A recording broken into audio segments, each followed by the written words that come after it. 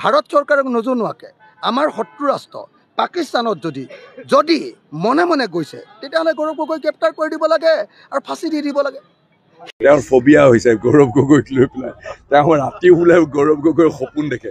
ইমান ভয় কৰিব লগা কি আছে গৌৰৱ গগৈৰ লগত? আমি সকলো আছোঁ। আৰু তেওঁ আজিকালি ভুল বকিবলৈ আৰম্ভ কৰিছে। য'তে ত'তে তেওঁ এনেকুৱা ধৰণৰ হৈছে, এই জ্বৰেও নেৰে, কৰপাতিও নেৰে, তেওঁৰ মানে ভুল বকে, চাৰিফালে বেবেৰী বাং কথা কৈ থাকে। আৰে গৌৰৱ গগৈ যদি পাকিস্তানী এজেণ্ট বুলি কয় প্ৰমাণ দিয়াচোন বাৰু, প্ৰমাণ দিয়া।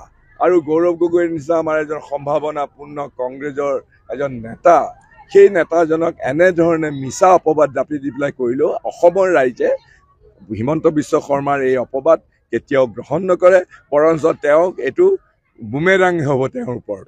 গৌৰৱ গগৈৰ দুটা শিশুৰ প্ৰতি তেওঁৰ কিয় ইমান ভয়? সেই 3 বছৰীয়া 4 বছৰীয়া দুটা শিশু, এটা ল'ৰা এটা ছোৱালী, তেওঁলোকৰ প্ৰতি কিহৰ ইমান ভয়? তেওঁলোকৰ নাগৰিকত্বক লৈ তেওঁ প্ৰশ্ন কৰিছে। আৰু তেওঁ নাজানে নেকি তেওঁতো কিহৰ ডক্টৰেট লৈছে? তেওঁ পলিটিকেল ছায়েন্সত ডক্টৰেট লৈছে। তেওঁ নাজানে নেকি ভাৰতবৰ্ষত নাগৰিকত্ব কেনেকৈ হয়? বাই বাৰ্থ সূত্ৰে ভাৰতবৰ্ষত নাগৰিকত্ব পোৱাৰ ব্যৱস্থা আছে। আৰু গতিকে তেওঁ সৰু ছোৱালীজনী ক'ভিডৰ সময়ত ইংলেণ্ডত জন্ম হৈছিলে, কি কথা আছে? বাপেক ভাৰতীয়, কালিলৈ এপ্লাই কৰিব, সময়ত এপ্লাই কৰিব, স্কুলত পঢ়িবৰ সময়ত এপ্লাই কৰিব, নাগৰিকত্ব পাব। কিন্তু মই ওলোটাই হিমন্তক, তুমি যে গৌৰৱ গগৈ এই দুটা শিশুৰ কথা কৈছা, তোমাৰ ভতিজা দুটাৰ কথা নোকোৱা কিয়? তোমাৰ ভতিজা দুটা ডক্টৰ জয়ন্ত বিশ্ব শৰ্মা, হিমন্ত বিশ্বৰ ককায়েক, তেওঁ ইংলেণ্ডত ডক্টৰ কৰি আছে, ইংলেণ্ডত ব্ৰিটিছ নাগৰিকত্ব লৈছে। আৰু তেওঁৰ ভতিজা, তোমাৰ ভতিজা, তেওঁলোকে যে ব্ৰিটিছ নাগৰিকত্ব লৈছে, তুমি এই কথা নোকোৱা কিয়? তেওঁলোকক ঘূৰাই আনিবা নেকি? তোমাৰ নিজৰ দাদাই গৌৰৱ গগৈতো পাকিস্তানী নাগৰিকত্ব লোৱা নাই নহয়। পাকিস্তানলৈ যোৱাত কি অপৰাধ আছে?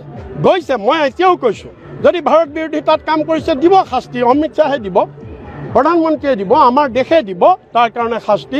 আৰু যদি কালিলৈ প্ৰমাণ হয়, আমিও গৌৰৱ গগৈক ধিক্কাৰ দিম, ভাৰত বিৰোধী যদি তেওঁ কাৰ্য কৰিছে।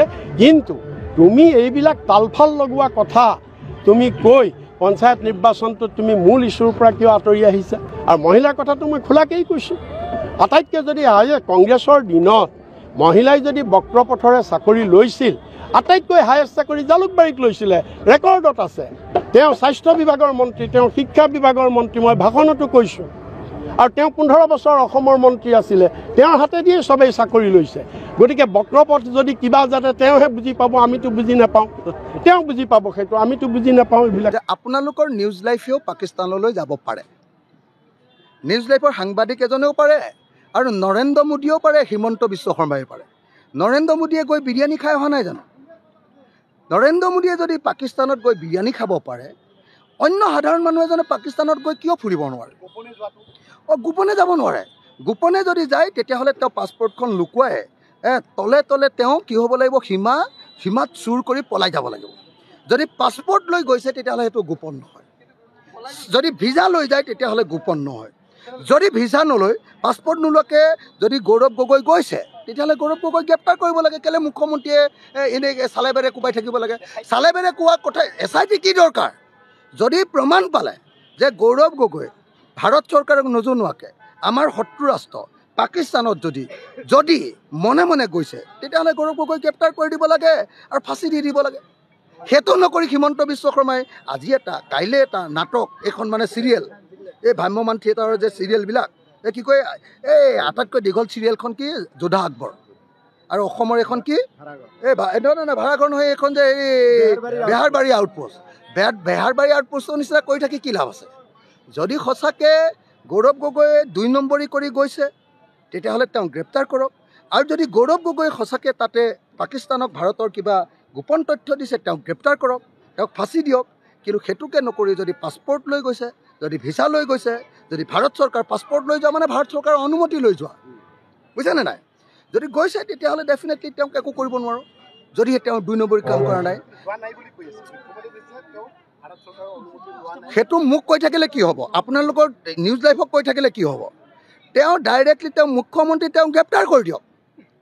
গ্ৰেপ্তাৰ কৰি কাগজখিনি দেখুৱাই দিয়ক কোৰ্টক যে গৌৰৱ গগৈয়ে মুখ্যমন্ত্ৰীৰ মতে, তাৰমানে গৌৰৱ গগৈয়ে হেৰি কৰা নাই, কি কয়, ভিছা লৈ যোৱা নাই, পাছপৰ্ট লৈ যোৱা নাই, মনে মনে বাংলাদেশীবিলাক যেনেকৈ আমাৰ ইয়াত সোমায় দুই নম্বৰী কৰি সোমায়, হিন্দু হওক মুছলমান হওক, তেনেকৈ সোমাইছে বুলি প্ৰমাণ কৰি দিয়ক। তেতিয়াহ'লে আমিও জানি ভাল পাম যে গৌৰৱ গগৈ নিচিনা MP এজনে এনেকৈ যদি মনে মনে সোমাইছে, তেতিয়াহ'লেতো তেওঁ পৃথিৱীৰ আটাইতকৈ 2 নম্বৰী